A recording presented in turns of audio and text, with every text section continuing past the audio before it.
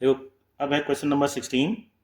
A sum of rupees 700 is to be used to give 7 cash prize to student for a school for their overall academic performance. If each prize is 20 less than its preceding prize, find the value of each of the prize. एक school में कोई competition हुआ होगा, उसमें कुछ prize distribution हुए, तो कुल मिला के 7 कैश प्राइज बांटे गए। अब 7 कैश प्राइज बांटे गए तो 700 रुपये का प्राइज रखा गया। अब जो पहले नंबर पे आया उसको ज़्यादा पैसे मिले होंगे, फिर जो दूसरे पे आया वो कम पैसे, फिर ऐसे तीसरे पे और कम। तो उनके बीच में, हर कैश प्राइज के बीच में कितना गैप था?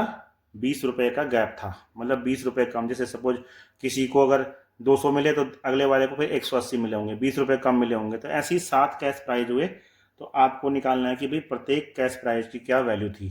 ठीक है ना। तो सपोज हम ये मान लेते हैं कि लेट पहले वाले को क्या मिला, let the first prize equal to, आप ए मान लो कि हम ए से ही शुरुआत करते हैं।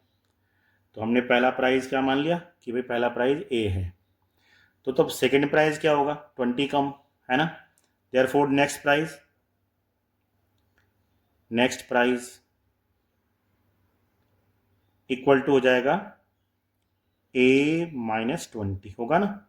20 रुपये कम होगा कि नहीं होगा पहले से? क्योंकि अगर पहले वाला ए है तो दूसरा वाला ए माइनस 20 है, और जो इससे ज़्यादा नेक्स्ट प्राइस होगा वो ए माइनस 40 होगा, मतलब इससे भी 20 रुपये कम होगा। ठीक। एंड थर्ड प्राइज इसको आप सेकंड प्राइज भी कर सकते हो, है ना। ए माइनस ट्वेंटी यानी कि हो जाएगा ए माइनस 40, ऐसे होगा। तो फिर हमारे पास एक ए पी नज़र आ रही है। कैसे? पहला प्राइज ए हो गया, दूसरा प्राइज हो गया ए माइनस का 20, फिर तीसरा हो गया ए माइनस का 40, और इसी तरह से ये चलता गया कहाँ तक? 7 टर्म तक, क्योंकि 7 ही प्राइज है ना, तो 7th टर्म।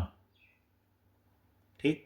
और जब हम इनका सम करेंगे, मतलब जब हम इनको जोड़ेंगे ऐसे करके प्लस करेंगे, ये हमने इनको प्लस किया तो वो प्लस 700 आ रहा है, मतलब वो 700 रुपये टोटल बांटने हैं हमें, तो वो 700 रुपये टोटल आएगा। तो बस अब सीधे सीधा हमारे पास हो गया कि हमारे पास S7 गिवन है। S7 गिवन है हमारे पास 700 रुपये। यहाँ पे ए हमें दे रखा है, वो हम ए ही मानेंगे, और डी हमें दे रखा है 20, है ना, -20, माइनस का 20, क्योंकि सीरीज घट रही है ना। आप देख रहे हो पहले ए था, फिर 20 कम, फिर 20 कम, फिर 20, तो माइनस का 20 आएगा। तो अब लगाओ फॉर्मूला, S7 इक्वल टू कितना हो जाएगा? 7/2 और 2a प्लस 7 - 1 इंटू डी मतलब माइनस का 20, ऐसे। और ये 700 के बराबर, इसको आप 700 के बराबर भी कर सकते हो। मतलब कैसे लिख सकते हो इसको आप? देखो, यहाँ करेंगे 2a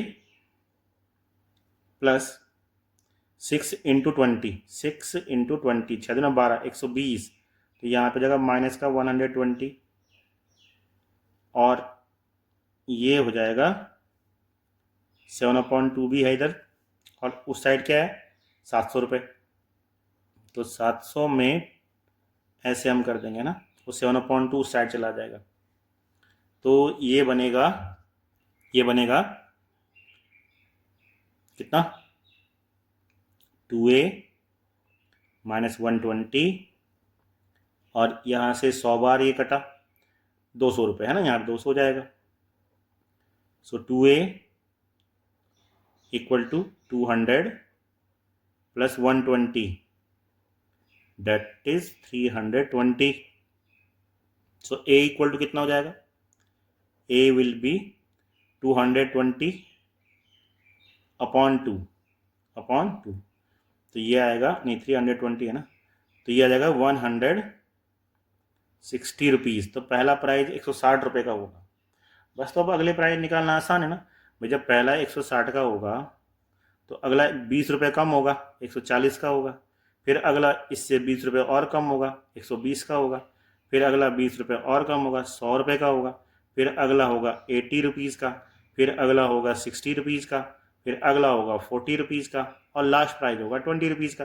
तो देख लो 7 प्राइज हुए कि नहीं हुए, 160, 140, 120, 100, 80, देखो गिनो 1 2 3 4 5 6, अच्छा लास्ट का 40, 1 2 3 4 5 6 7 और 8 हो गए ना, इसको हटा दो, ठीक है। तो चल लास्ट प्राइस 40 रुपये का होगा, मतलब 160 से शुरू होगा और 40 तक होगा। क्लियर है?